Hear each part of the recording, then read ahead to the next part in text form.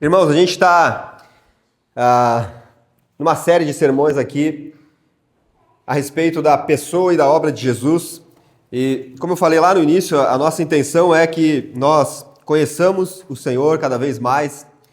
Eu quero conhecer mais a respeito da pessoa e da obra de Jesus, e eu desejo isso para vocês também, porque quanto mais nós conhecermos a respeito de Jesus, eu já falei, né, essa frase que a gente costuma usar, que é tudo sobre Jesus, ela não é só um slogan da igreja, ela é, de fato,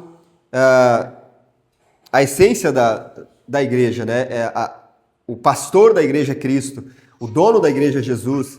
Então, partindo disso, nós queremos conhecer esse pastor, esse bom pastor. Nós iniciamos falando sobre os 7 eu sou, de Jesus, no Evangelho de João. E agora a gente está nessa série que eu chamo de Eu Quero Conhecer Jesus, um nome que eu pensei muito até chegar a esse nome, né? Um nome que eu inventei, Eu Quero Conhecer Jesus. Tô brincando, é o nome de uma música, né? Mas nós falamos nos 3 primeiros sermões a respeito da Jesus como Deus, Jesus como homem. Depois no primeiro a gente falou o meu Jesus favorito, né? A importância de nós conhecermos o Jesus da Bíblia, porque nós temos a tendência de criar um Cristo para nós, que se enquadre dentro do meu modo de viver. E só que na maioria das vezes, quando nós criamos esse Jesus da nossa cabeça, do nosso estilo de vida, ou esse Jesus que a própria cultura ensina, ele é um Jesus que não está de acordo com as Escrituras, não é o mesmo Jesus da Bíblia. Nós aprendemos hoje na cultura que Jesus é amor, e de fato ele é. Nós aprendemos que Jesus, ele de fato sentava com pecadores e com aqueles que eram excluídos da sociedade, ele fazia isso de fato, né? Mas a Bíblia também apresenta um Jesus que virá no último dia com as suas roupas manchadas de sangue, porque ele pisou na cabeça dos seus inimigos. Então, o mesmo Jesus que a gente conhece, até uns dias atrás, o irmão me perguntou, o que tu me diz do Deus do Antigo Testamento, né? Eu disse, eu digo a mesma coisa do Deus do Novo, é o mesmo, não mudou nada. Dá para o nosso Deus ser um Deus ruim também, assim, de esmagar os nossos inimigos ou não? Ele é só amor? Tu aceita o Deus que, de fato, pega os inimigos e extermina com eles? Tu aceita o Deus que diz que odeia o pecado e o pecador também? Então, esse ditado de que Deus odeia o pecado, mas ama o pecador, Deus ama o pecador que se arrepende. Porque o pecador que não se arrepende, Deus vai mandar com muito amor, então, para o inferno, para o resto da eternidade. Dá para esse Deus que manda um pecador que não se arrepende para o inferno, ele se encaixa na tua Bíblia ou essa parte não?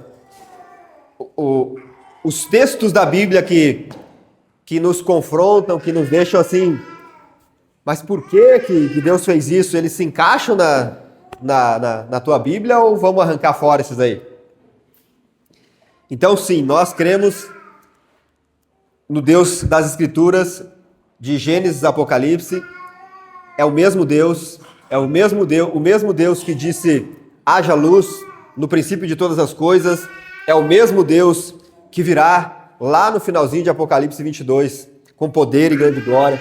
É o mesmo Cristo que estava na criação de todas as coisas, no princípio era o Verbo, e o Verbo se fez carne e habitou entre nós. Esse mesmo Jesus é o que estava lá no princípio de todas as coisas, é o mesmo Jesus que virá montado num cavalo branco para buscar a sua igreja.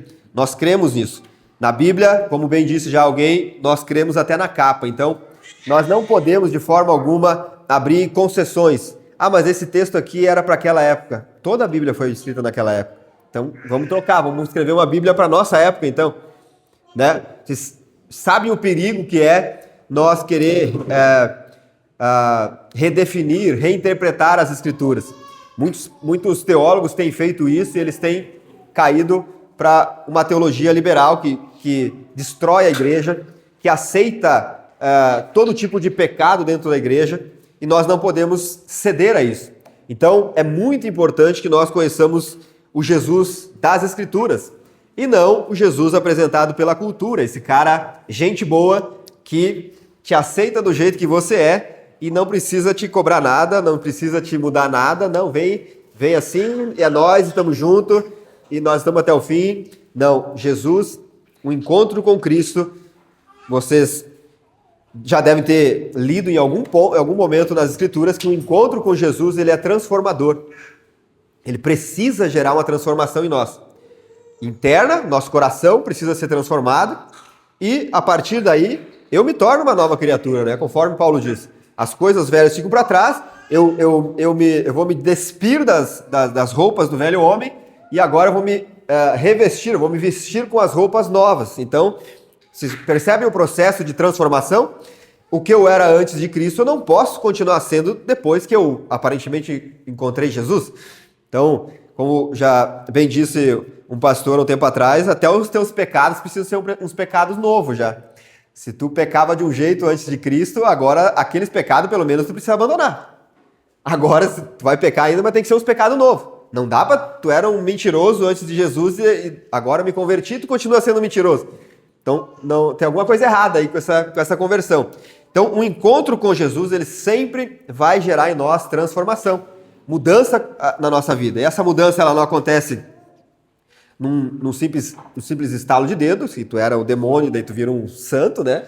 Não acontece assim. É um processo que vai durar toda a nossa vida aqui na Terra, que é o que a gente chama de santificação, que acontece desde a nossa conversão até a chamada glorificação, quando nós morrermos ou quando Cristo voltar, aí sim nós seremos plenamente santos, né?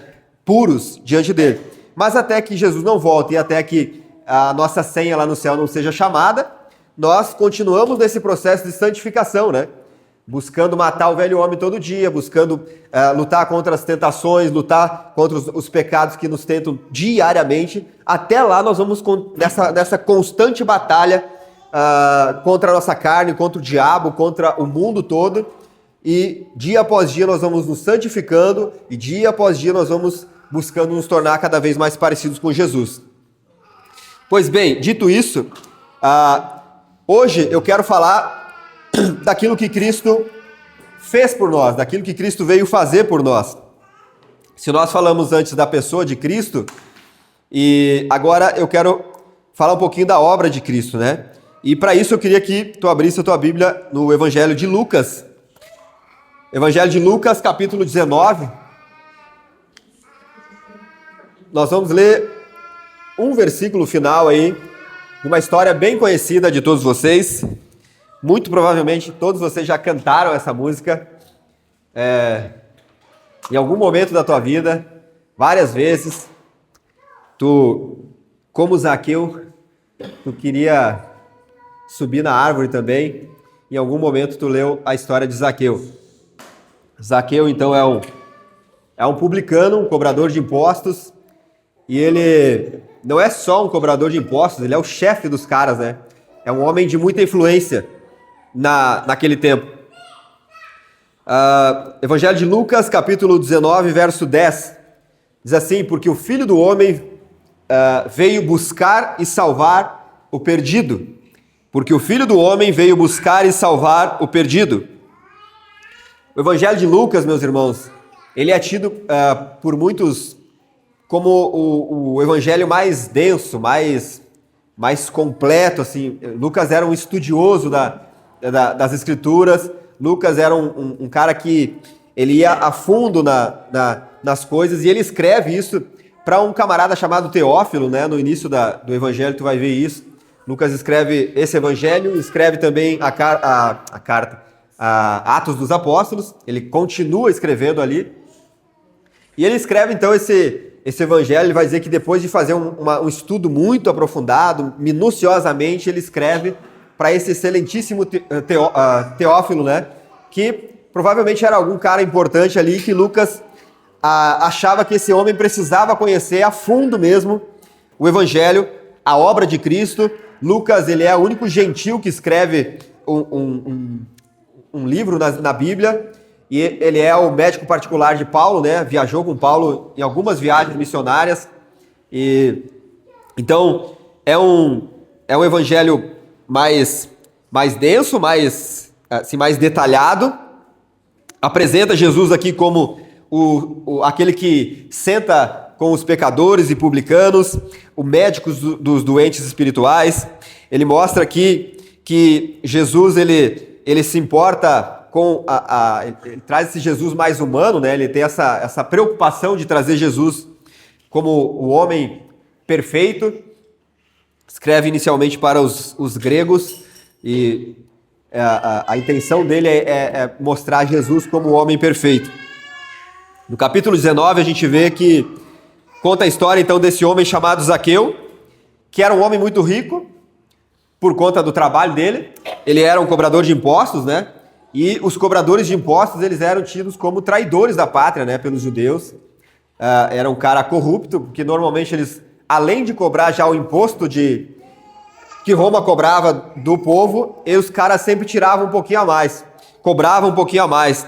Então ele era um cara que, apesar de estar bem financeiramente, estar bem aparentemente, ele era um cara rejeitado pelo povo judeu, era um cara espiritualmente perdido. Ele era visto pelo povo como um traidor, né? Embora ele tivesse muito dinheiro, uma posição boa, ele era um cara que carecia de perdão, carecia de salvação. E Jesus mostra aqui, Jesus entrando em Jericó. Quando Jesus entra na cidade de Jericó, ele não vai procurar religiosos. Se tu ler o início ali da história, Jesus entra e, como era de costume, uma multidão já se reúne e tal, e Zaqueu começa a procurar um jeito de enxergar Jesus. Ele queria ver quem era esse homem que estava chegando. Ao que tudo indica, ele era um cara baixinho, então ele corre, sobe numa árvore, e Jesus então chega diante dessa árvore e chama esse homem pelo nome: Zaqueu, desce daí que hoje eu preciso ir na tua casa, eu preciso comer na tua casa. Jesus entra em Jericó, não vai atrás de religiosos ou de pessoas boas, né? Das quais nós julgamos serem boas. Ele olha para um homem que está em cima de uma árvore e ele escolhe aquele cara. Vou na casa daquele cara ali, e ele chama esse homem pelo nome: Zaqueu, desce daí que hoje eu vou na tua casa. E aí depois a gente vê que depois da conversão dele, há essa mudança que eu falei no início. Zaqueu diz que ele vai repartir os seus bens com os pobres e que se ele defraudou, se ele roubou de alguém, ele vai devolver 4 vezes mais. Viu como há uma transformação na nossa vida quando nós temos um encontro real com Cristo? Quando Jesus, de fato, entra na nossa vida, há uma transformação. E aí no verso 10, o texto que nós lemos: o Filho do Homem veio buscar e salvar o perdido. Esse versículo, esse pequeno trecho aqui da Escritura, ele resume o Evangelho inteiro. Ele resume a missão de Jesus, a missão de Cristo aqui na Terra.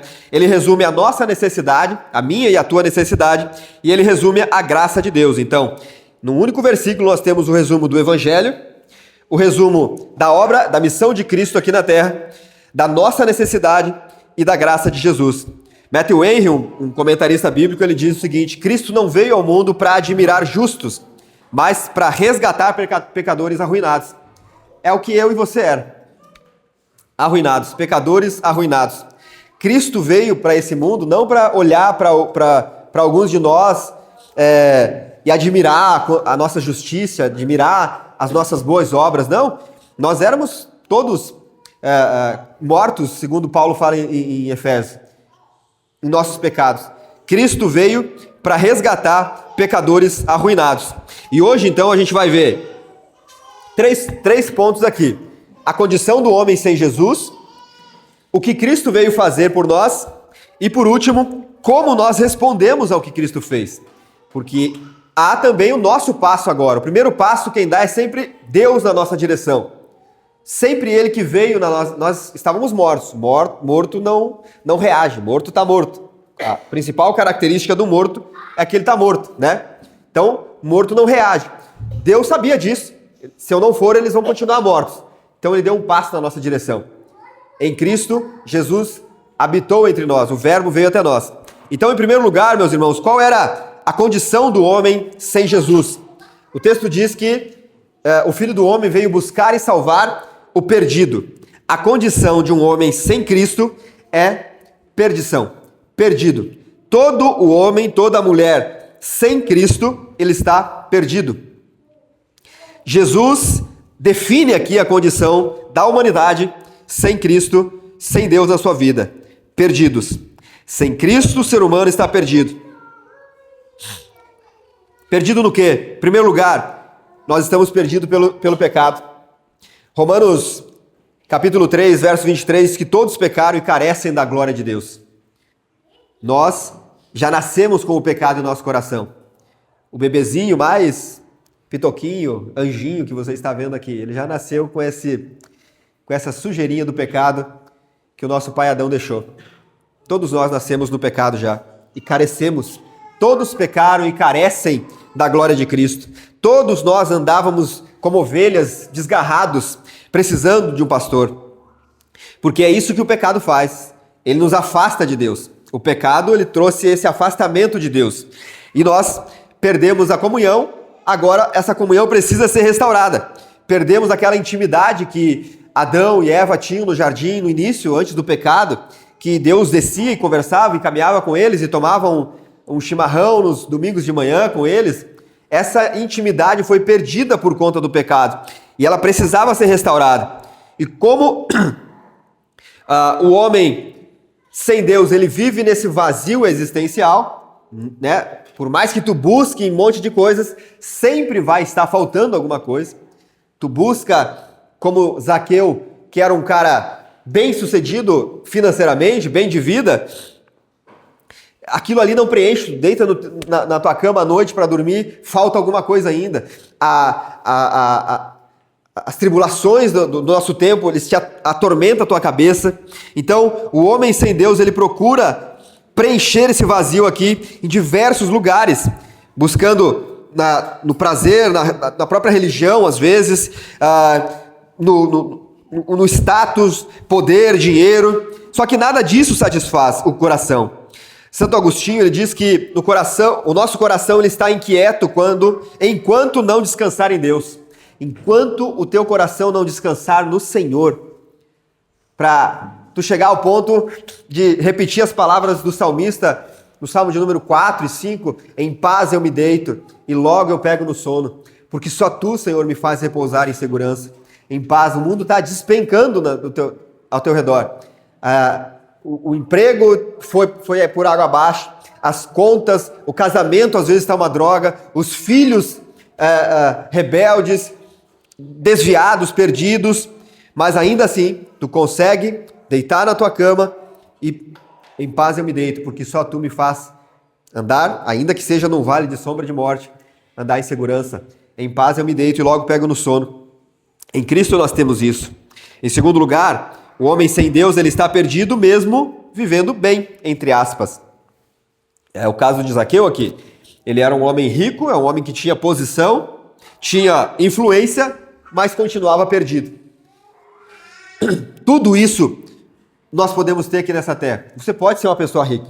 Ninguém está pregando a pobreza aqui. Tu tem que ser bilionário, seja bilionário.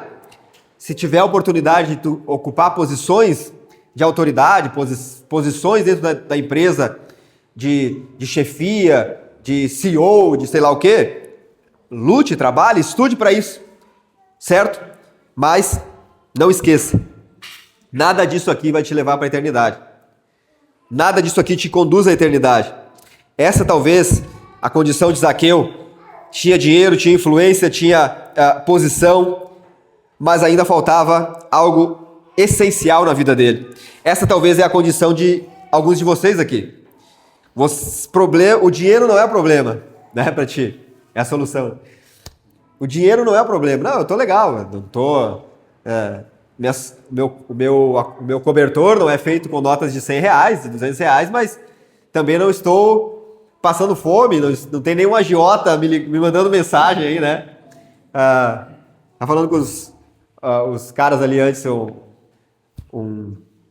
são parentes agora do meu TDAH aqui. O cara pediu 100 mil pro agiota, daí pagou 20 mil para matar o agiota e ficou com 80. Eu tô dizendo que esse mundo aqui não dá mais. Não tem. Mas talvez, cara, tua família tá bem, tá legal no teu trabalho, tu não tá sentindo nem apontado no coração, não tá doendo nada, tá conseguindo respirar legal, assim, não tá faltando ar, quando tu começa a faltar ar, começar a sentir umas pontadas, tu já começa a achar que tá na hora de chamar a tua ficha, né? Mas tu tá legal, tu tá bem. Carreira tá legal, o trabalho tá legal, mas a Bíblia diz que tu pode ter tudo isso aqui. Efésios capítulo 2. O homem sem Deus, ele está morto. Tu pode ter tudo isso aqui. Tu pode estar bem de saúde, 100% saúde, tá legal, o casamento tá legal, os teus filhos são uma bênção, dinheiro, assim, tá legal, não tá sobrando nem faltando, tá legal, tá conduzindo a tua vida legal. Tu pode ter tudo isso aí. Sem Jesus, meus irmãos, tu continua perdido. Sem Jesus, tu tá em falta da coisa mais importante da tua vida, que é a vida eterna. Então, o maior desastre que podia acontecer para uma pessoa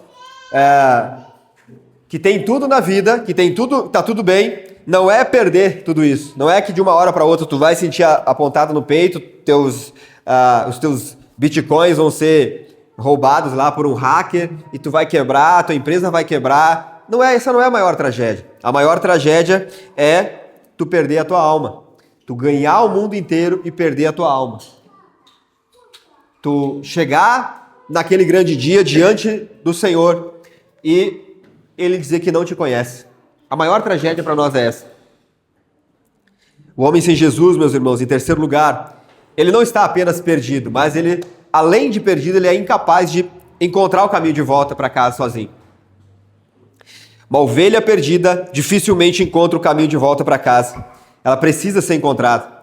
Ela precisa que o bom pastor a encontre.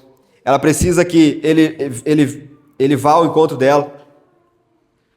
O pecador não sabe ir até Deus. Ele não consegue ir até Deus pelos seus próprios méritos. Nós não conseguimos chegar diante de Deus com as nossas boas obras. Elas são trapos de imundícia, a Bíblia diz. Ninguém pode vir a mim se o Pai que me enviou não o trouxer. João 6,44. Ninguém pode vir a mim se o Pai que me enviou não o trouxer. Nós temos, no próprio Evangelho de Lucas aqui, no capítulo 15, tem as famosas 3 parábolas ali, né, da ovelha perdida, da moeda perdida e do filho pródigo, né, do filho perdido. Então nós temos uma ovelha que se desgarrou e fugiu e foi para viver a vida dela, alucinada.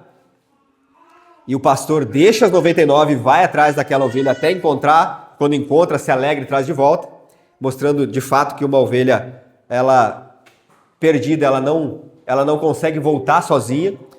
Depois nós temos a parábola da moeda, da dracma perdida, que é quando a mulher descobre que perdeu aquela moeda, ela varre toda a casa, levanta, tira os tapetes, faz tudo até encontrar aquela moeda, mostrando que sem Jesus nós não podemos nos encontrar, a moeda não podia se encontrar sozinha, ela precisava de novo que alguém a encontrasse. E aí nós temos a parábola do filho pródigo, que você deve perguntar, mas o filho pródigo voltou, né? Ele estava lá longe e voltou para casa. Aí o texto diz que ele estava lá, de fato, diante dos porcos, querendo comer a comida dos porcos, e aí a Bíblia diz que, caindo em si, ele pensou, na casa do meu pai eu tinha uma mesa farta, eu tinha muita coisa.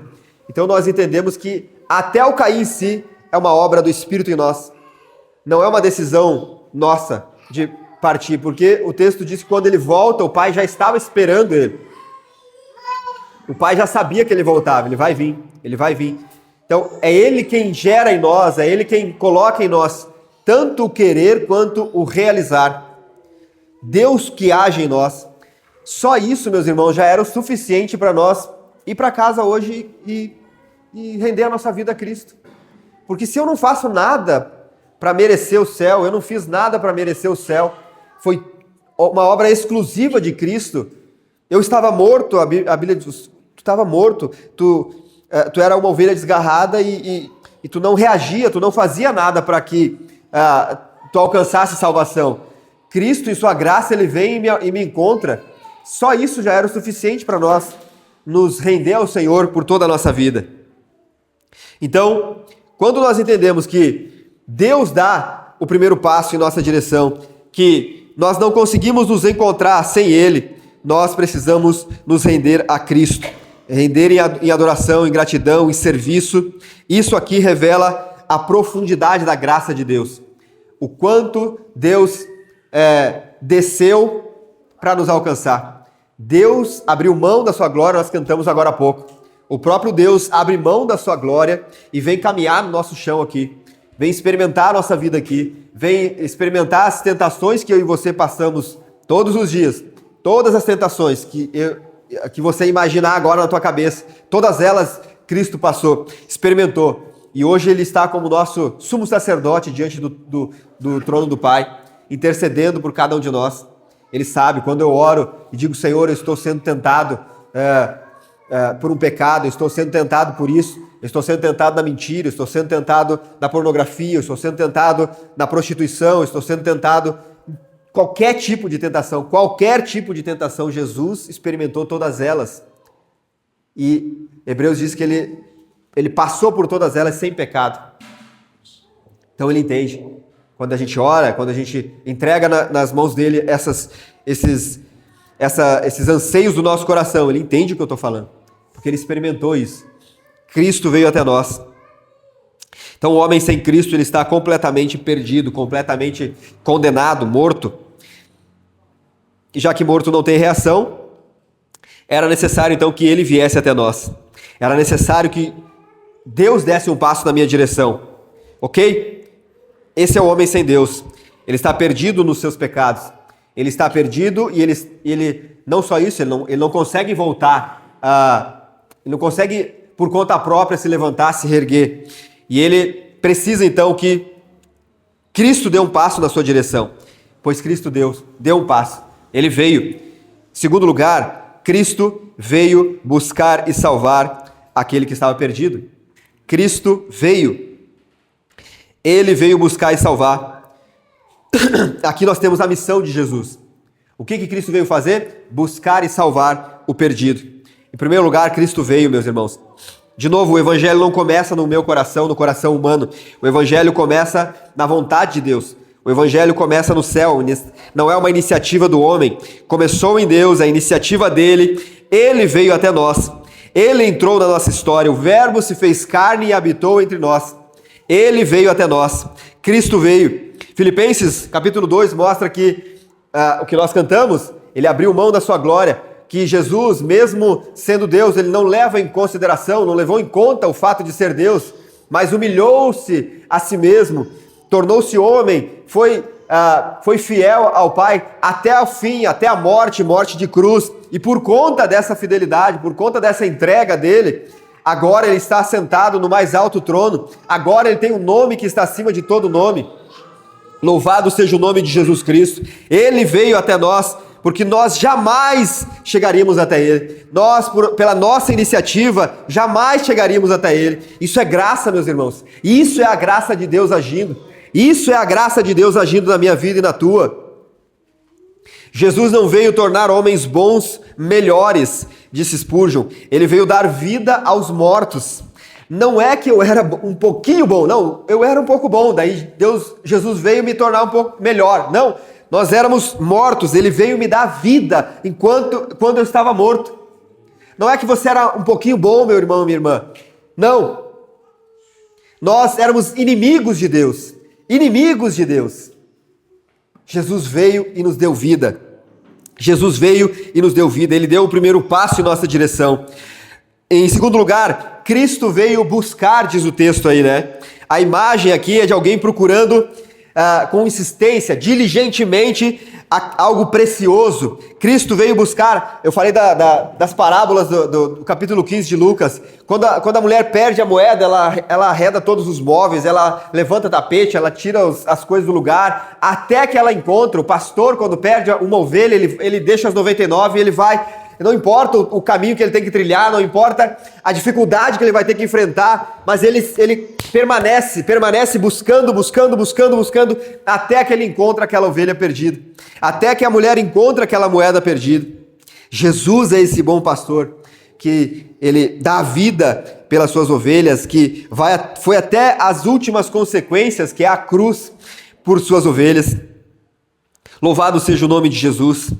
Louvado seja o nome de Jesus. Observe que Jesus, ele não apenas ele te dá ele oferece para ti uma direção. Ele mesmo veio te buscar pessoalmente. Ele veio te buscar pessoalmente. O próprio Jesus chama Zaqueu pelo nome. O próprio Jesus entra na casa dos pecadores. O próprio Jesus alcançou aqueles que eram improváveis. Ele tocou os intocáveis, como leprosos e doentes. Ele se aproximou dos rejeitados pela sociedade. Jesus recebeu publicanos e pecadores na mesa para comer com eles. O próprio Jesus conversou com uma mulher samaritana, ignorada ali por questões culturais. Jesus vem e derruba esse muro que separava da cultura, da religiosidade, da religião. Ele perdoou aqueles que carregavam a culpa pelos seus pecados. O próprio Jesus libertou os oprimidos pelo poder das trevas. Ele restaurou vidas destruídas pelo pecado. É Cristo que devolve a dignidade para os esquecidos. É Jesus que escolheu os que ninguém queria receber. É Cristo que chorou por aqueles que sofriam, carregou as dores dos aflitos, procurou a ovelha perdida até encontrá-la, que não rejeitou os que vão até ele, não rejeita aqueles que vão até ele em arrependimento. É Jesus que chamou homens e mulheres comuns como eu e você para segui-los e ser seus discípulos. É Jesus que transformou inimigos em seus discípulos. É Ele que amou esses seus discípulos até o fim, até a morte. É Ele que entregou a sua própria vida pelos meus pecados e pelos teus pecados. É Jesus que tomou sobre si a condenação que era minha, a condenação que era tua. É Ele que morreu numa cruz para reconciliar pecadores com Deus, com o seu Criador. É Ele que ressuscitou para garantir a salvação para todos que nele crê. É Jesus que continua hoje buscando e salvando os perdidos por meio do poder do Evangelho. É Cristo que agora, como nosso sumo sacerdote, continua intercedendo continuamente diante do trono de Deus por seu povo. É Ele que prometeu que um dia vai voltar para reunir definitivamente todos os seus. É Cristo e somente Cristo que veio na nossa direção. Louvado seja o nome de Jesus. Louvado seja o nome de Jesus. Essa é a grande mensagem do Evangelho, meus irmãos. Não que o homem perdido encontrou Deus, pelo contrário, Deus encontrou o perdido. Deus veio na nossa direção. O Filho do homem veio me buscar. O Filho de Deus veio te buscar. Glória a Deus, glória a Deus. Louvado seja o nome de Jesus. Louvado seja o nome de Jesus. Ainda hoje, meus irmãos, ainda hoje, Cristo busca os quebrados. Ainda hoje o Senhor está indo pelos becos e pelas vielas buscar aqueles que estão cansados e sobrecarregados. Ainda hoje Ele faz isso. Ainda hoje Jesus busca aqueles religiosos que vivem com uma aparência santa, mas que estão vazios por dentro. Ainda hoje Ele busca as ovelhas que estão afastadas do rebanho, aqueles que se escondem em cima de uma árvore, como Zaqueu, em cima da árvore da culpa, do pecado. Jesus ainda busca esses perdidos. Louvado seja o nome de Jesus. Em terceiro lugar, meus irmãos, Cristo veio salvar. Salvar significa resgatar da condenação eterna. A salvação, meus irmãos, custou a cruz. Eu já disse isso antes aqui. Quando você quiser saber o tamanho do amor de Deus por você, olhe para a cruz de Cristo. Olhe para a cruz de Cristo. Mateus 1:21. Ela dará à luz a um filho e lhe porá o nome de Jesus, porque ele salvará o seu povo dos pecados deles. Na cruz, Cristo recebeu toda a minha e a tua culpa. Na cruz, Cristo sofreu a condenação injusta. Alguém já perguntou para ti assim, por que coisas boas acontecem, coisas ruins acontecem a pessoas boas? Por que injustiças acontecem com justos? Só uma vez aconteceu isso na história e foi com Jesus. Só uma vez um justo foi injustiçado. Essa é a verdade. Na cruz, Cristo pagou uma dívida impagável que eu e você tinha. Ele pagou, ele venceu a morte. Aquele que não conheceu o pecado, Deus o fez pecado por nós. Então a salvação ela não é conquistada por nós, ela foi conquistada por Cristo na cruz. Ela é recebida por nós por meio da fé. Isso é graça de Deus. Vocês são salvos mediante a fé. Isso é graça. Louvado seja o nome de Jesus. Jesus não apenas tornou a salvação possível, disse um comentarista bíblico, ele veio efetivamente salvar pecadores. Ele não só escreveu num papel lá, é possível, estou autorizando aqui a salvação de vocês. Ele pessoalmente veio para nos salvar. Então, a condição do homem sem Deus é de perdido, completamente perdido.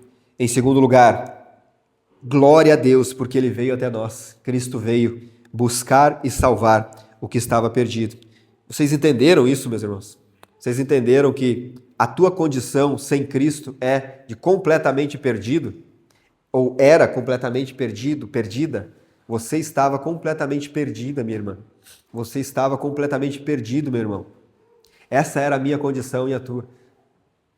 E eu não tinha condição alguma de me levantar daquela situação, daquela condição. Por isso que Deus veio na minha direção. Ok? Entenderam isso? Entenderam que Cristo veio buscar e salvar aquele que estava perdido? Você, no caso? Qual é a resposta que eu dou agora a partir disso? A partir disso que tu... Entendi, pastor, é isso aí mesmo. Entendi agora. Obra poderosa mesmo de Cristo. Como eu devo responder, então, ao que Cristo fez por mim?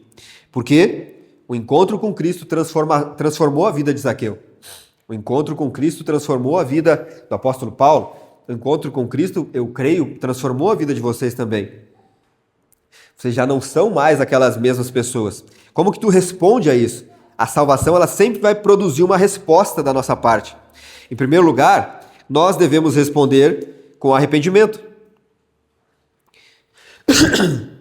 O Zaqueu, quando Jesus entra na casa dele, entra na minha casa, entra na minha vida. Nós podíamos ter cantado essa aí hoje, né? Quando Jesus entra na casa de Zaqueu, ele diz, a partir de hoje eu vou repartir os meus bens com os pobres. Tem que repartir teus bens com os pobres, João. Eu sou pobre. Não é isso, tá? Mas houve uma transformação, houve uma mudança, houve uma atitude da parte de Zaqueu. E se eu roubei alguém, eu vou devolver 4 vezes mais. Então, Zaqueu, ele não apenas ouviu Jesus e fez uma comida para Jesus ali, achou ele um cara legal, bacana, Jesus veio na minha casa, o cara que eu queria ver acabou vindo na minha casa, aqui, o cara, gente boa, Jesus é um cara legal e tudo mais. Não, ele a partir do encontro com Cristo, ele muda a sua vida. O arrependimento, meus irmãos, ele não pode ser uma emoção que tu tem momentânea aqui num ambiente, num apelo, com uma música talvez que gere emoções na gente e que de alguma forma te emocione, não. Ele precisa produzir em nós uma mudança na nossa mente, uma mudança no nosso coração, uma mudança no nosso comportamento. A direção que eu estava tomando antes, eu tenho que mudar, né? Fazer um giro de 180 graus, mudar o rumo da minha vida. Eu estava indo numa direção que me afastava cada vez mais de Deus. Agora eu encontrei com Cristo. Pum! Cristo na minha frente. Cristo está aqui, Cristo falou comigo, Cristo me chamou ao arrependimento. Eu creio que ele veio até mim. A partir daí, então, há uma mudança completa na minha vida. As coisas que eu fazia antes, meus irmãos, elas ficaram para trás. O Evangelho, então, ele não é apenas Jesus te aceita como você é. Ele é Jesus transforma quem você é. O Evangelho é Jesus transformando você dia após dia. Jesus transforma você. A igreja, meus irmãos, ela está aberta para todo tipo de pecador. Todo tipo de pecador, a igreja está aberta, desde que esses pecadores estejam dispostos a se arrepender e mudar de vida.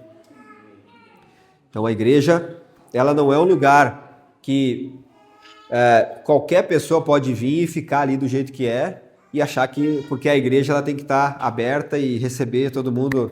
Não. A igreja é um lugar onde pecadores se reúnem e dia após dia, nesse caminhar, nessa comunhão, nós vamos nos santificando um ao outro.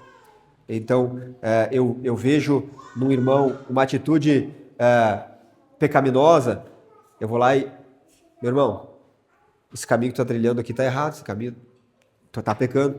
Um irmão vê eu falando grosso com a minha esposa. Meu, que história é essa tu falar assim com a tua esposa, cara? Como é que tu grita assim com a tua esposa? Enfim, vocês entendem que esse processo de caminhar junto com a igreja, ele vai nos santificando, nos lapidando, vai nos limpando cada vez mais. Então, a igreja sim recebe, está aberta para todo tipo de pecador, mas para aqueles que estão dispostos a querer ouvir o evangelho, ser transformados por ele e caminhar junto com os santos, aqueles que deem frutos de arrependimento. Em segundo lugar, nós devemos responder com fé e entrega. Zaqueu recebeu Jesus com alegria. A salvação, então, ela envolve essa confiança total em Cristo. Nós deixamos de confiar nas tradições, talvez, que nós recebemos dos nossos pais, nós deixamos de confiar nas nossas próprias obras, nós deixamos de confiar na nossa moralidade, né? Eu sou um cara que prego a moral e os bons costumes e tudo mais, nós deixamos de confiar na religião e passamos a confiar somente em Cristo. Nós passamos a confiar somente em Cristo. Todos quantos o receberam, deu-lhes o poder de serem feitos filhos de Deus. E em terceiro lugar, nós devemos responder com missão, meus irmãos. Depois de sermos encontrados por Cristo, nós participamos agora da missão de buscar outros. Jesus salva Zaqueu e logo na sequência ele já revela a sua missão ao mundo. O Filho do Homem veio buscar e salvar o perdido. A igreja só existe hoje, meus irmãos. Nós estamos aqui com essa pequena sementinha aqui, né? Com esse ponto de pregação ainda, nem começamos uma plantação ainda, cheios de desafios, cheios de medo, né? Eu e a Gi já várias vezes a gente olhou um para o outro e disse, mas será? Será? Mas a igreja só está aqui ainda porque existem perdidos ainda aqui. Existem perdidos em Sapiranga. Por isso que a igreja de Jesus está na terra. Não a nossa igreja aqui, a igreja de Jesus. As outras igrejas também, as boas igrejas aqui da nossa cidade estão aqui ainda. Por quê? Porque em nossa cidade há perdidos. Então, por isso que nós plantamos novas igrejas. Por isso que nós queremos sim que mais igrejas sejam plantadas, mais igrejas boas sejam plantadas aqui em Sapiranga. Ah, mas tem uma igreja em cada esquina, mas que tenha duas em cada esquina, uma de frente para a outra, brigando, quem tem o som mais alto, quem tem a banda mais legal, que feche todos os botecos da cidade, que feche macumbaria, diabaiada, tudo aí, e que mais igrejas sejam plantadas. Por quê? Porque nós temos uns 85, 90 mil pessoas, talvez, em Sapiranga, mais ou menos, né? Eu te digo que a maior parte dessa população toda está longe, são perdidos, são ovelhas perdidas. Tem muita gente nessa cidade. Tem muitos becos, tem muitas vilas, tem muitos bairros, tem muitas pessoas caminhando hoje completamente perdidas. E pessoas que a gente olha e aparentemente, como Zaqueu, estão bem, mas estão perdidas. Pessoas como Zaqueu que o problema deles não é as finanças. Estão bem, empresa legal, tudo show de bola, aparentemente o casamento legal. Eu sempre cito o exemplo do Gilmar aqui, né? O Gilmar me falou um pouco antes de se batizar, né? Cara, minha vida é tão boa, né, cara? Ele até me botou uma vez, ele me deixou meio assim, disse, cara, tu sabe por que eu nunca traí a Kelly? Eu disse, por quê, cara? Cara, ela é tão legal, eu gosto tanto dela. Eu disse, cara, eu nunca falei assim da gente. agora tu me deixou mal. Eu gosto tanto da Kelly, cara. Eu não posso magoar ela. Odmar, agora tu me apertou agora. Eu também tenho que falar isso pra alguém, né? Sabe por que eu nunca traí a Gi, cara? Porque ela é muito legal. Muito boa. Mas ele me disse assim, cara, minha vida é boa, cara. Minha vida é legal. Nós não temos dificuldades. Mas tá faltando alguma coisa, cara. Só falta Jesus. Só isso, né? Só faltava Jesus. Vejam bem. Quantas outras pessoas aqui em nossa cidade, quantas outras pessoas que tu conhece, teus vizinhos, teus colegas de trabalho, não é exatamente isso. Vida boa, tá legal. Aparentemente feliz. A igreja então vai permanecer aqui nessa terra, meus irmãos. A igreja vai permanecer aqui até que todas as ovelhas perdidas do Senhor sejam encontradas e trazidas de volta. E então, talvez você já tenha ouvido falar isso, até alguém já te falou, de nós anteciparmos a volta de Jesus, né?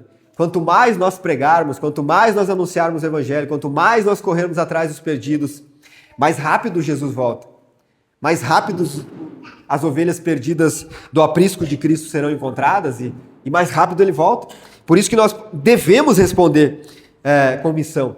Nós devemos sair daqui num dia como esse, deve sair de uma noite de um culto onde tu ouve o evangelho, seja aqui ou seja em outra igreja, com o coração queimando para a semana que vai começar. Eu preciso falar de Jesus para alguém. Eu preciso encontrar as ovelhas perdidas do Senhor. Você foi achado por Cristo? Quem foi achado por Cristo aqui?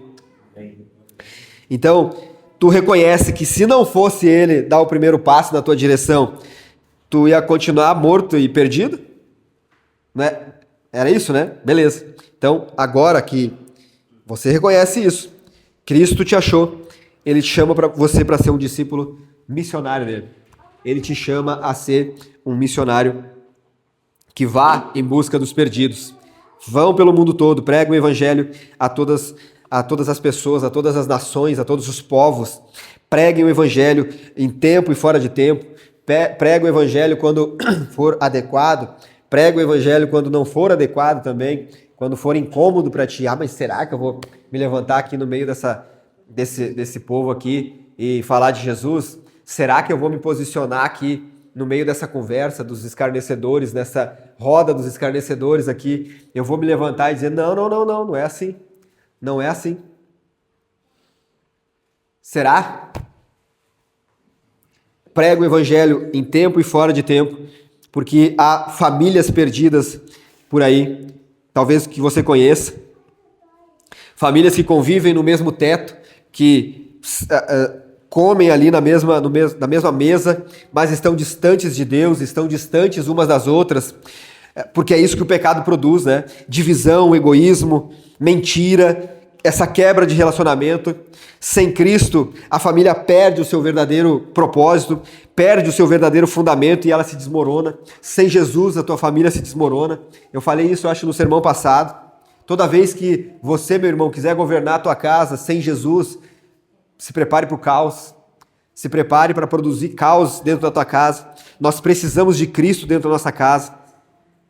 Por isso que Deus chama as famílias ao arrependimento. Por isso que Jesus te chama para ir até Ele. Porque somente Ele pode restaurar aquilo que foi destruído pelo pecado. Há muitos jovens perdidos no nosso tempo.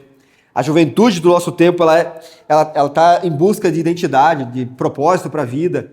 É um tempo de cada vez mais de emburrecimento, de imbecilidade. Os jovens hoje em dia, assim, são uns...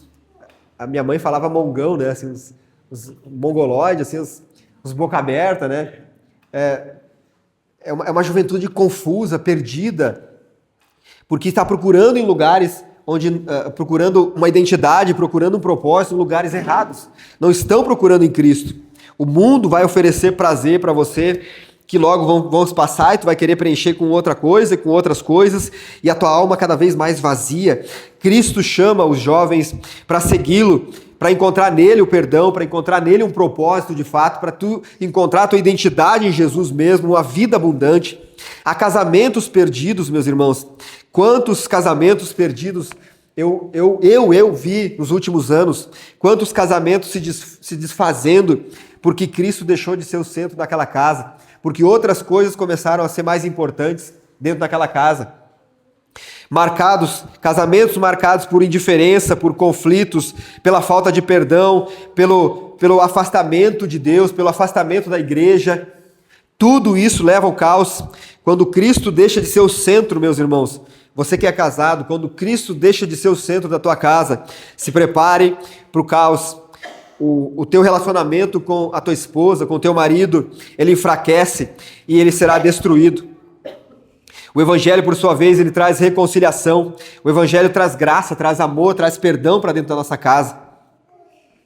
O Evangelho capacita o homem agora a ser o pastor do seu lar, que guarda, protege, sustenta a sua casa em todos os sentidos, como Cristo faz com a igreja. O Evangelho faz você, minha irmã, que é casada, se tornar uma mulher sábia, que edifica a tua casa, que edifica a tua família, que auxilia o teu marido a ser um homem mais parecido com Jesus. O Evangelho traz reconciliação, o Evangelho traz restauração, o Evangelho tem poder de fazer isso dentro da tua casa. Louvado seja o nome de Jesus. Nós temos homens e mulheres perdidos, sem esperança também, vivendo nesse mundo tenebroso que nós vivemos, inseguro, cheio de decepções, cheio de tragédias que nós vemos, carregando fardos que não precisavam carregar sozinhos, carregando fardos pesados por conta do pecado. Eles precisam ser encontrados, eles precisam ouvir do Evangelho que tira essa carga das nossas costas e nos transforma, e que coloca o jugo de Cristo em nós, que é leve, que é melhor de carregar. Há pessoas religiosas sem salvação, tem uma aparência, que frequenta cultos, que até trabalha, serve numa igreja, serve nas práticas rituais da igreja, mas que não tem um relacionamento com Deus diário. Há muita gente assim que vive a semana inteira, de segunda a sábado, como um ímpio, no seu trabalho, em casa, na rua, nos seus negócios. Aí no domingo vem para a igreja e posta uma fotinho lá, dia de agradecer. Uma falsa religiosidade, uma falsa religião, uma falsa santidade. Jesus advertiu que muitos teriam aparência de piedade, mas que no seu íntimo eles eram mortos, eles estavam podres. Por fora é um túmulo bem enfeitado, com flores, com uma pedra de mármore em cima, com uma foto bonita, por dentro completamente podre, um cadáver morto. Que você não seja assim, meus irmãos. E se tu conhece alguém assim, vá atrás dessas pessoas, anuncie o Evangelho. Essas pessoas precisam experimentar o verdadeiro nascimento, a verdadeira salvação. Bendito seja o nome de Jesus. A boa notícia do Evangelho, meus irmãos, é que Jesus veio buscar e salvar os perdidos. Essa é a boa notícia. A boa notícia para te encorajar a sair daqui hoje com o teu coração desejando falar para as pessoas, crendo que aquilo que tu vai falar não são as tuas palavras, mas é o poder do Evangelho, conforme Paulo fala em Romanos 1. É o poder do Evangelho que salva as pessoas. Não é aquilo que eu falo, não é o meu poder, não é o poder do pregador, não é o teu poder, é o poder de Deus. O Evangelho é o poder de Deus para a salvação. Então, fale sem medo, porque é Jesus que veio buscar e salvar, não sou eu que vim buscar e salvar, não foi você que veio buscar e salvar. Há perdão, há restauração, há vida nova em Cristo para todos aqueles que se arrependem e se entregam a Cristo e creem nele. Louvado seja o nome de Jesus. Você já foi encontrado por Cristo? Então vá e anuncie aos outros. A igreja que não evangeliza contradiz a sua própria identidade. Meus irmãos, nós nem somos uma igreja ainda, tá? Nós somos um ponto de pregação da Igreja Soma, com vistas, né? Com sonhos de iniciarmos a plantação de fato aqui. Mas essa precisa ser, para os irmãos que estão caminhando com a gente, para você que está aqui nessa noite, é bom que você saiba, essa precisa ser um dos nossos principais objetivos. Nós precisamos, nós iremos ser, nós vamos lutar para ser uma igreja que evangeliza, uma igreja que não se fecha aqui no nosso grupinho, nas nossas 4 paredes, e que, beleza, estamos legal, estamos bem, estamos conseguindo pagar o aluguel, estamos conseguindo pagar as contas e ok, não, nós devemos sair. Todo cristão, ou ele é um missionário, ou ele é um impostor. O Spurgeon diz. Todo cristão, no grego todo é todo, né? Todo cristão, ou ele é um missionário, ou ele é um impostor. Por isso que hoje, lá na Soma, a gente faz isso. Aqui vai ser da mesma forma. Nós não teremos um grupo específico de missões. Por quê? Porque eu quero que todos vocês sejam missionários. Não congrego que seja um missionário, meu irmão. Seja uma missionária na sua igreja. Eu não tenho chamado, então vai sem chamado mesmo. Todo cristão precisa ser um missionário. Onde Deus te colocou, no teu trabalho, na escola, na tua vizinhança. Todos nós precisamos evangelizar. Todos nós precisamos ter esse senso de urgência, de anunciar o evangelho. Tem pessoas da tua família indo para o inferno e isso não te incomoda. Tem amigos teus da escola indo para o inferno e isso não te incomoda. Tu deita e dorme tranquilo, não incomoda vocês. Tem pessoas morrendo hoje por doenças que apodrecem o corpo deles sem Jesus e não nos incomoda isso. Não nos incomoda de irmos até essas pessoas e pregar o evangelho.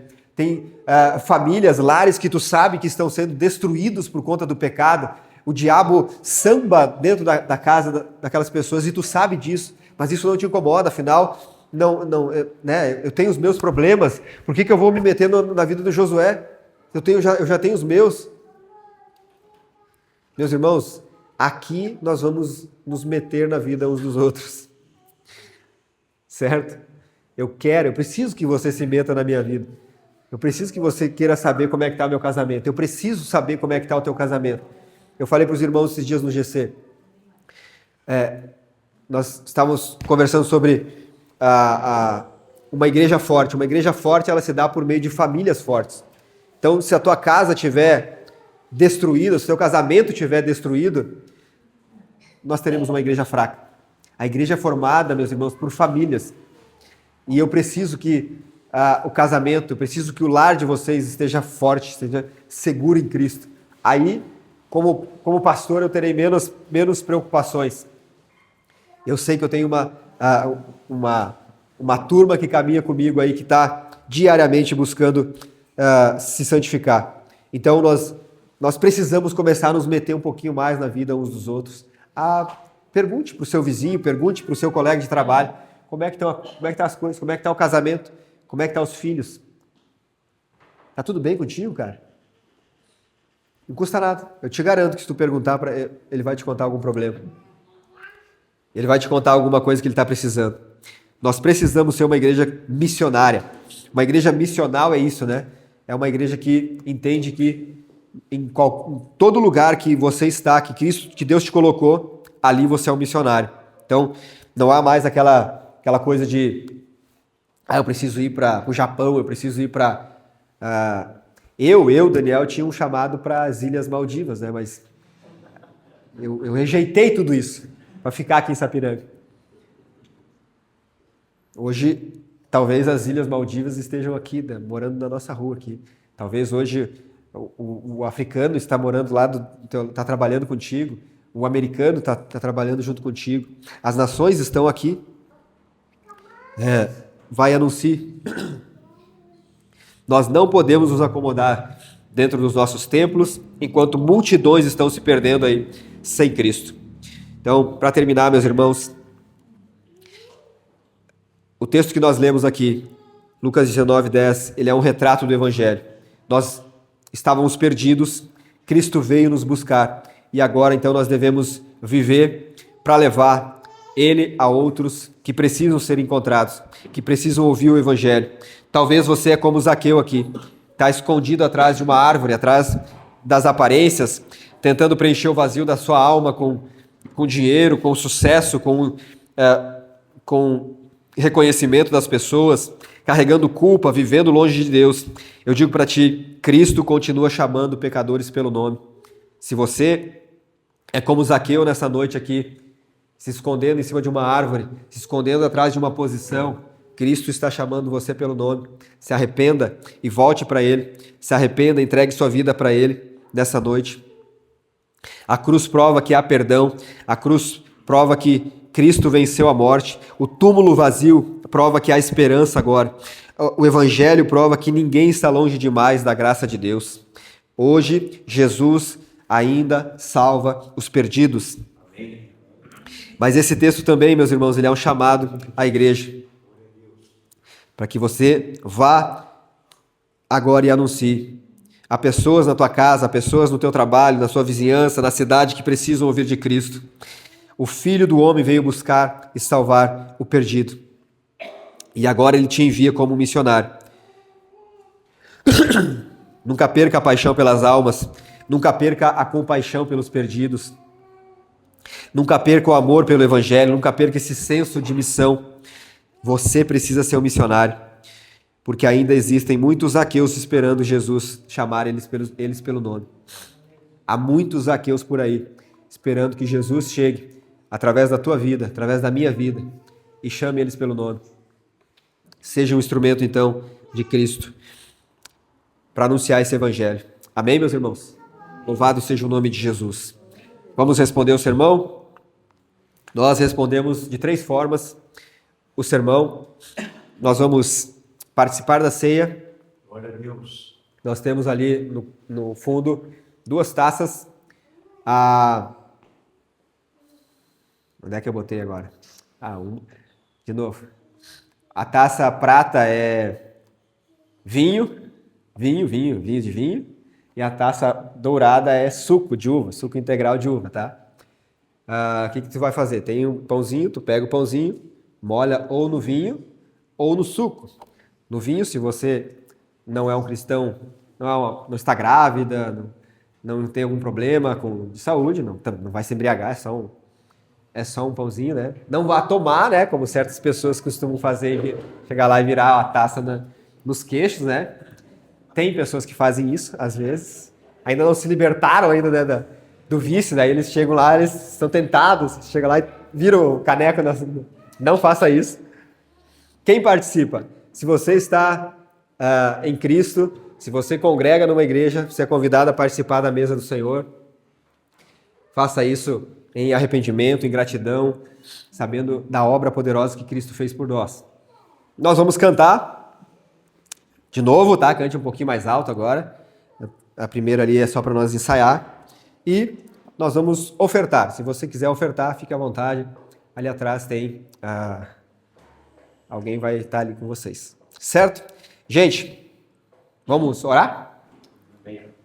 Fique de pé. Pai, muito obrigado por essa noite. Te louvamos, Senhor Deus, por Tua graça e misericórdia com cada um de nós. Te louvamos porque um dia nós estávamos mortos em nossos pecados.